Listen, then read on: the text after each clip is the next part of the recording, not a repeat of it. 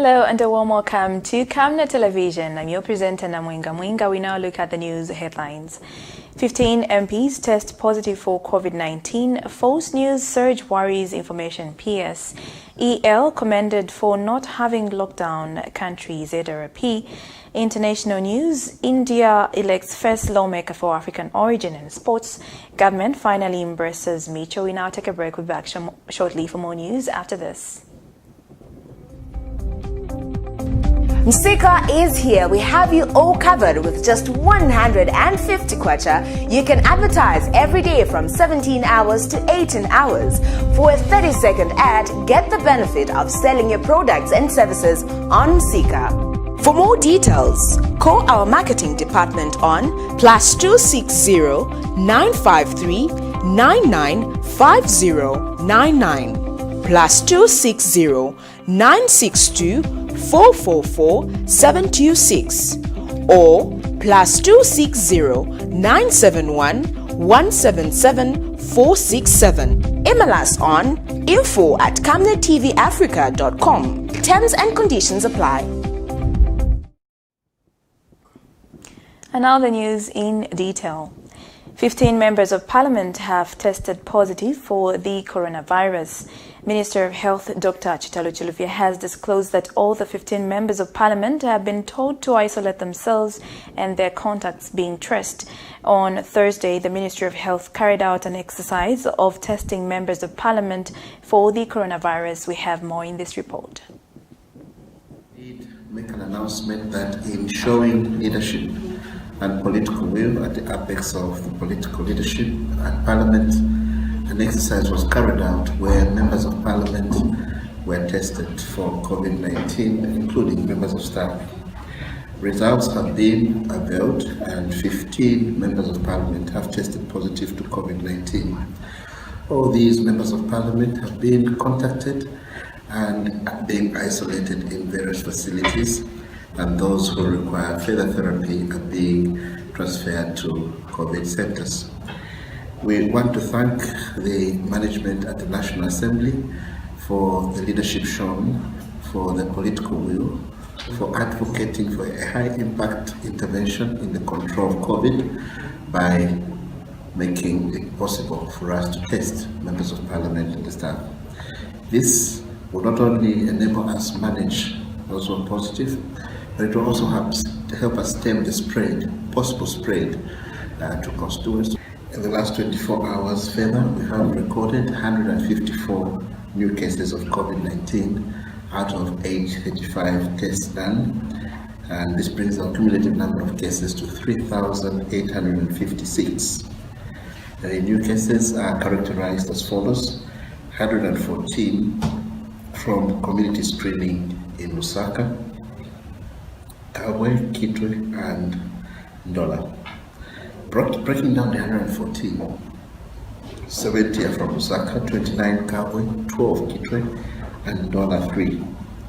Then screening in our various health facilities, we picked up 2 in Chingola, 16 in Lusaka, and 9 in Kitwe.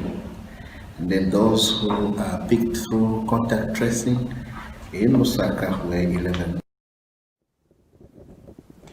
The Civil Society Constitution Agenda, CISCA, has called on Justice Ministry Given Lubinda to come out clean and confirm the death of Amendment Bill number 10 as it is already clear to the nation. CISCA Vice President Judith Mlenga says the Patriotic Front PF are using unlawful means to reintroduce the bill during the next parliamentary session. Ms. Mlenga says in preparation for what she terms as unlawful act, she says Mr. Lubinda wants to first test the waters by casting aspersions on the leader of the opposition in Parliament, Mr. Jack Mwimbu. Ms. Mlenga says Mr. Mwimbu commands more respect than Mr. Lubinda does. Justice Minister Given Lubinda plans to introduce Bill 10 in the next parliamentary session. Civil Society Constitution Agenda, CISCA, calls on Justice Minister, Mr. Given Lubinda, to just come out and confirm what we all know, that the Patriotic Front, as usual, are determined and will do everything to abuse their power and use unlawful means to reintroduce Bill 10 during the next parliamentary session. A few days ago, Mr. Luvinda stated that Bill 10 will be retabled in Parliament during the next session. He also cast aspersions on lawmakers and other citizens who are against Bill 10. As if his unlawful re-gazetting of an already gazetted Bill 10 in May this year was not enough, the Justice Minister wants to follow that up with another unlawful act of the reintroducing an expired bill contrary to parliamentary regulations. In preparing for his unlawful act, he wants first to test waters by casting aspersions on the leader of the opposition in Parliament, a personable and credible lawmaker like Honorable Jack Mwimbu, who commands more public respect than he does. From their viewpoints, any reasonable person can see that Hon Mwimbu is following and quoting the letter of the standing orders while Mr. Luvinda has lamentably failed to do so. Mr. Luvinda describes those of us opposed to Bill 10 as desperately wanting to remain relevant, is a classical example of projecting his own desperation to have Bill 10 enacted against the supremacy of the Zambian people's will. We challenge Mr. Luvinda to state in whose interest he is still pushing the publicly rejected Bill 10. Minister in the Office of the Vice President Oli Papiri says government is on course to undergo voluntary structural vulnerability assessment in line with the African Union's resolutions. Speaking when she opened a two-day high-level meeting on the COMESA early warning system in Chisamba Friday morning, Ms. Piri says government is working on enhancing national resilience and responsiveness to various structural vulnerability factors that may lead to possible conflicts. She says the country has in the recent past experienced a rise in conflicts that are triggered by climate change, such as access to water and land due to droughts. The minister notes that the sub-Saharan Africa alone, about 30% of people have been displaced internally owing to conflicts which are either climate, politically, socially, or economically motivated. Ms. Piri says although Zambia has been the forerunner of peace since independence, the country is not immune to potential conflicts which may be triggered by structural vulnerability. The government of the Republic of Zambia is on course to undergo voluntary structural vulnerability in line with the African Union resolution. This process has reached an advanced stage, and it is my belief that the CAB memo will soon be approved by Cabinet. Once the CAB memo is approved by Cabinet, the Disaster Management Unit and Mitigation, in collaboration with the Ministry of Foreign Affairs and other ministries, will move in earnestly to ensure that the country successfully implements this well-intended program. I wish to express my sincere gratitude to the African Union and the COMESA for supporting the government of the Republic of Zambia to ensure that this program is actualized. I know that Zambia will be following Ghana, which has already undertaken this process. Ladies and gentlemen, I appeal to you, the permanent secretaries, to fully support such initiatives aimed at achieving economic sustainability through prevention of potential threats and hazards that may hide prosperity. Still on the same item, she further urged the permanent secretaries to fully participate in the program so as the country can come up with practical solutions to the current climate-motivated challenges and potential future challenges arising from the same. Ms. Piri says government will continue working with the COMESA Secretariat and the African Union to ensure accurate mitigation for all forms of disaster. The Zambia Republican Party has commended the head of state, President Edgar Lungu, and cabinet for not locking down the country. ZRP President Wright Msoma says allowing activities to carry on as normal will also give chance to the economy to drive forward. He says COVID-19 has had a negative impact on the economy, hence the national lockdown should be discouraged. commend His Excellency, the President of the Republic of Zambia, Dr. Edgar Chagwa, and the Cabinet for not locking down this country as a result of the upswing, okay, of the coronavirus pandemic in this country and indeed in other parts of the world. We feel this is a progressive and well thought out move. We say so that because in as much as the pandemic is becoming a menace, at the end of the day we need to strike a balance as a nation. Because if we lock down this economy, again, that can hit the economy big time, such that we may slide maybe into a recession. But we don't want that to happen, because we are going to lose a lot of jobs for our people, and businesses will come to a grinding halt, and we don't really want that. So we have to strike a balance, and what the cabinet has done is the best thing, not to lock down the economy while we are keeping a watch, okay, an eye on the coronavirus.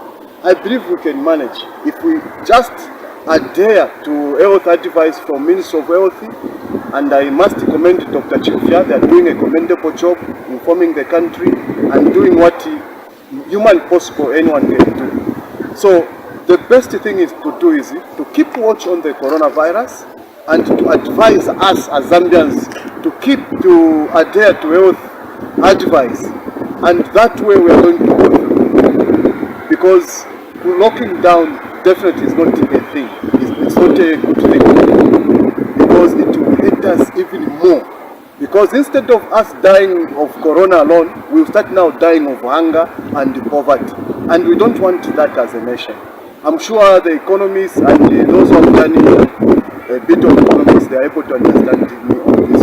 So we commend government for not locking down the economy until probably such a time when we are convinced that this is not manageable. But as for now, this is manageable. If we just adhere, we start masking, sanitizing, adhering to health advice, we will pull through.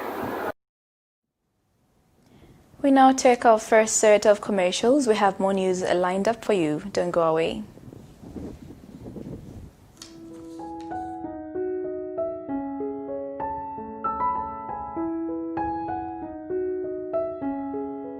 I have used Oracle Pure Glycerin for 2 years now.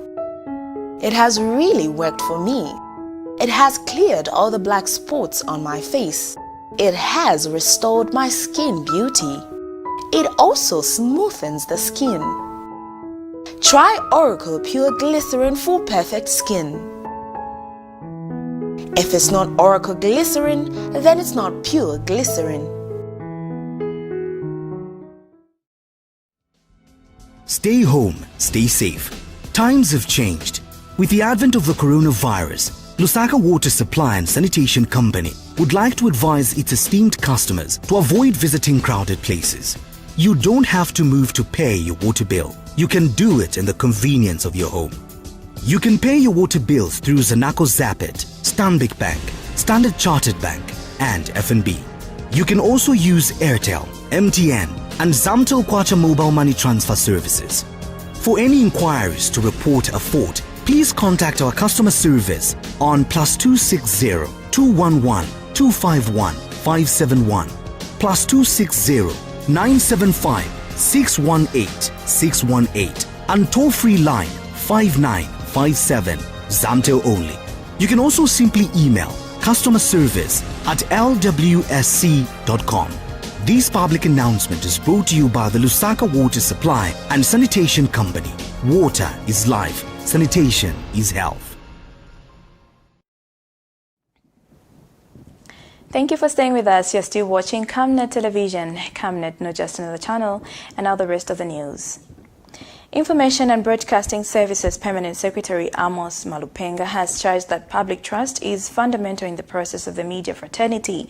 Mr. Malupenga says the increasing trends of fake news and misinformation being witnessed constitutes an urgent crisis which needs to be dealt with.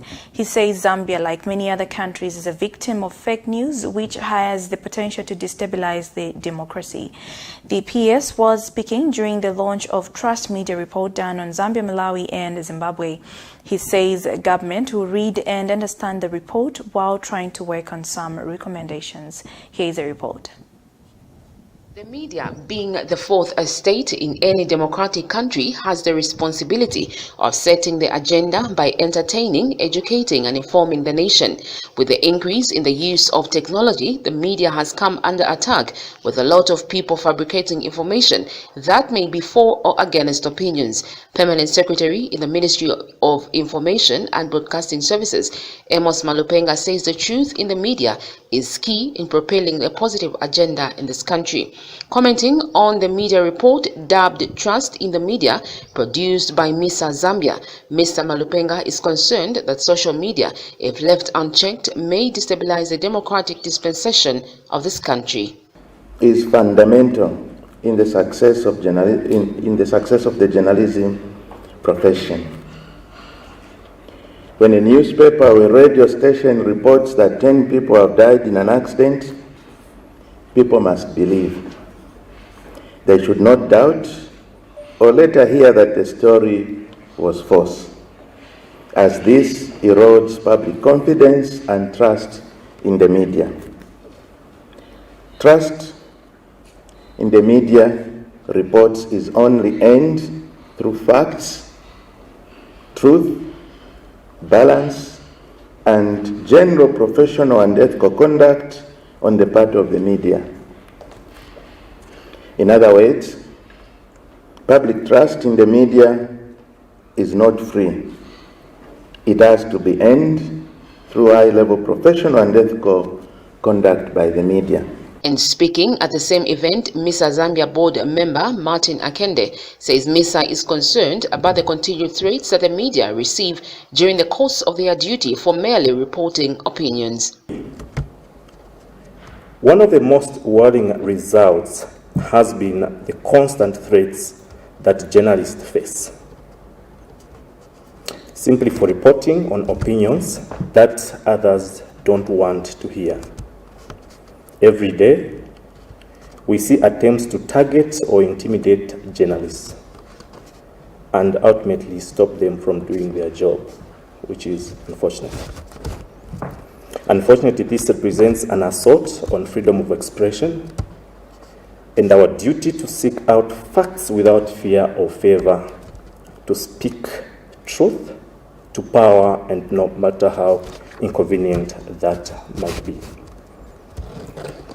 Guests of honor, ladies and gentlemen, distinguished members of the press, this has a serious consequence on us as democracy and societies.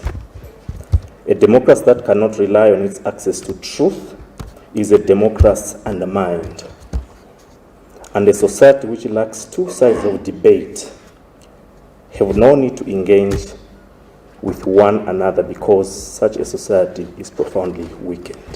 MISA Zambia, in partnership with other stakeholders, has for the first time published a Trust Media report for the SADC region, with Zambia, Malawi and Zimbabwe being placed on the microscope. Sharon Kalimbula, Camnet News, Lusaka. Kabwe Central Member of Parliament Tutu Ngulube has welcomed the move by Bemba chiefs to decampaign the opposition UPND. Mr. Ngulube says UPND President Hakainde Hichilema has brought this hatred on himself by plotting to dethrone Chitimukulu allegations the UPND has distanced itself from. UPND have failed to give the people a manifesto, upon which they will give this country in the form government. And as a result, now resorted to threat. Remember, Chitimukulu is not the only one they have threatened. Hakainde himself has threatened civil servants, she has threatened diplomats, she has threatened almost everyone.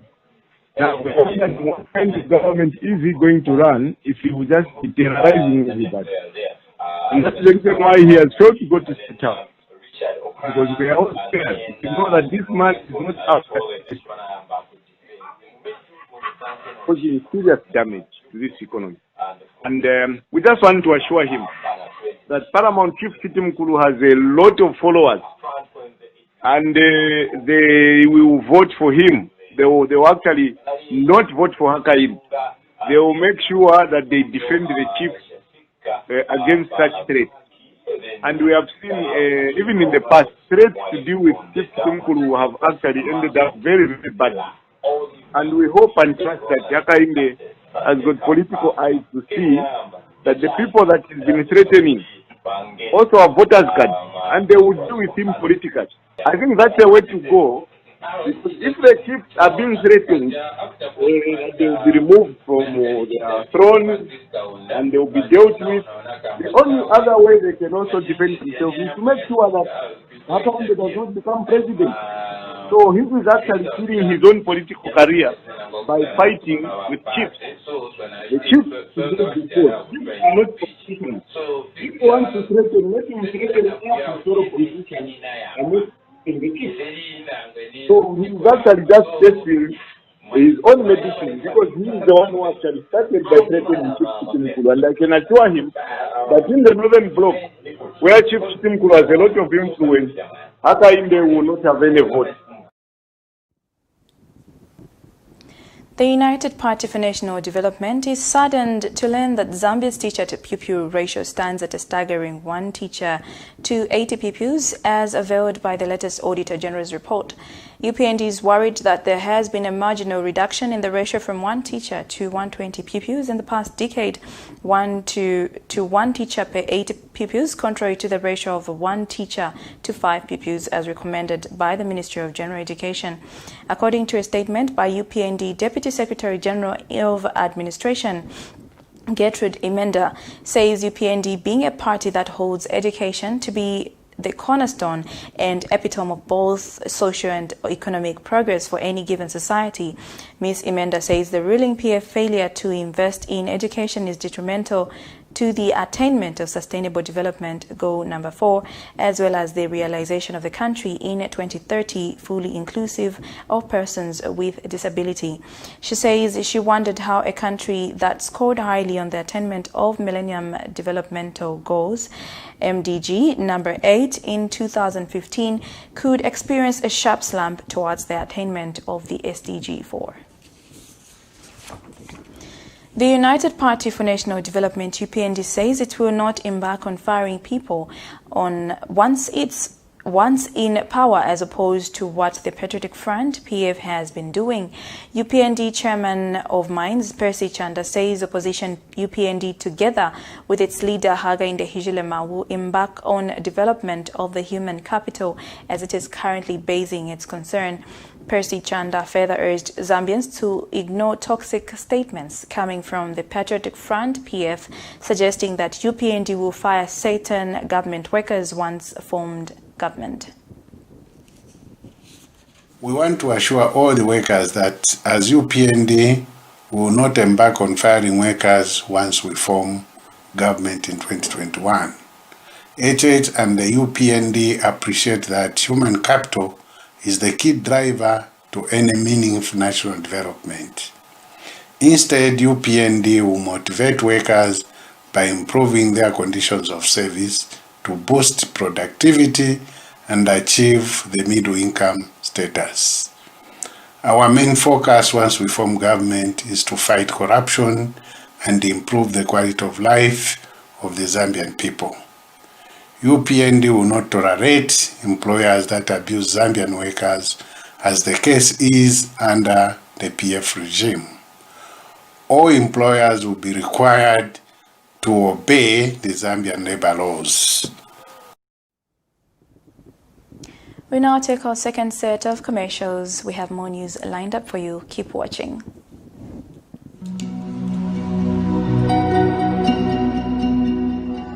To create a positive difference in people's lives, one must first understand the way people live.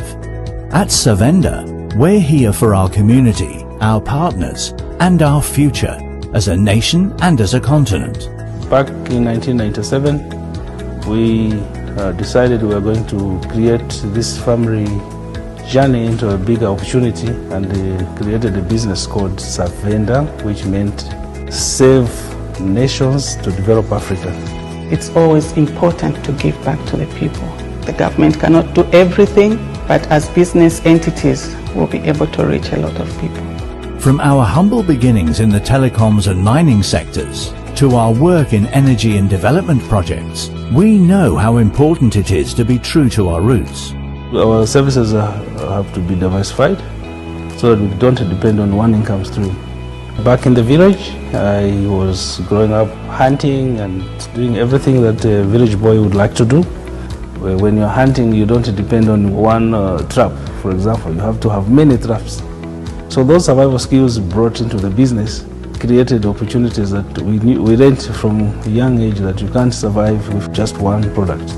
Savenda Group involves Savenda Management, which is a consulting, Savenda Express, which is a corporate branding company, Savenda Electric, which is a manufacturer of energy-saving bulbs, Savenda General Insurance, which is a general insurance company, Savenda Fresh Produce, Cyber Africa, which is a center for just dealing with cyber security. Now, Savenda is combining local knowledge with international expertise. It's time to be a part of Zambia's rising success and Africa's exciting future. We are a gateway into Africa, and now we are praying with global companies who are coming to Zambia for opportunities and to look for companies that are homegrown, and we are proud to be one of those.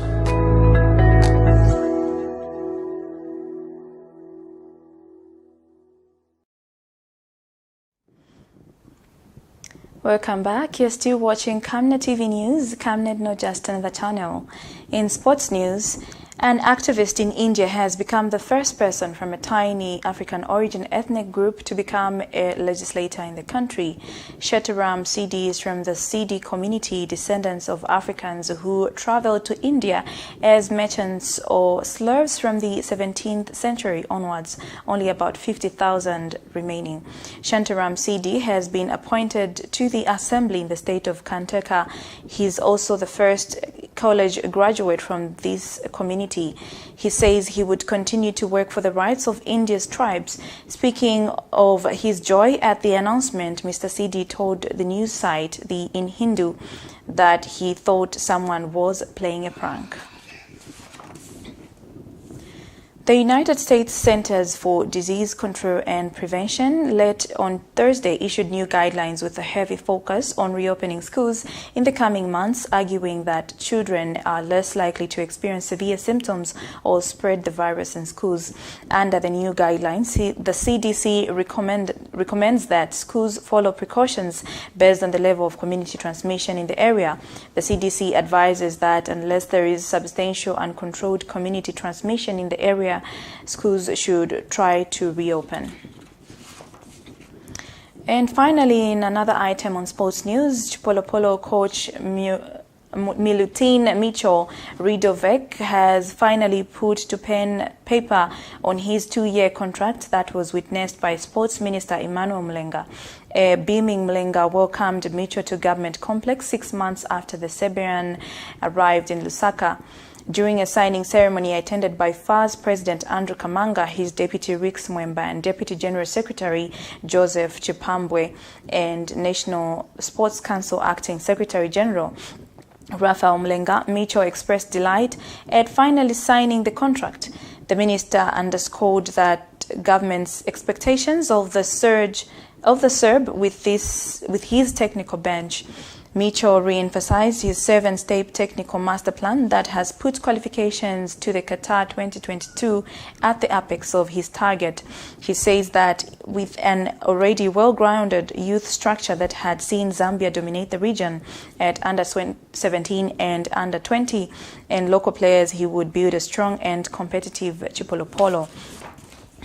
Micho arrived in Zambia on February 3rd, 2020 and has been without a contract for 5 months. Faz has been playing the $15,000 of his $25,000 contract as they waited government to commit to paying him. His technical bench comprises his first assistant Dashan Stojanovic, the goalkeeper trainer Miroslav Stodnik, and local assistant Oswald Mutapa. Micho takes over from Belgian Van Venderbroek, whose contract was not renewed in March after Zambia failed to qualify to the 2019 Africa Cup of Nations. We have come to the end of the news. This has been Namwinga Mwinga. Thanks for being with us. Take care and God bless you.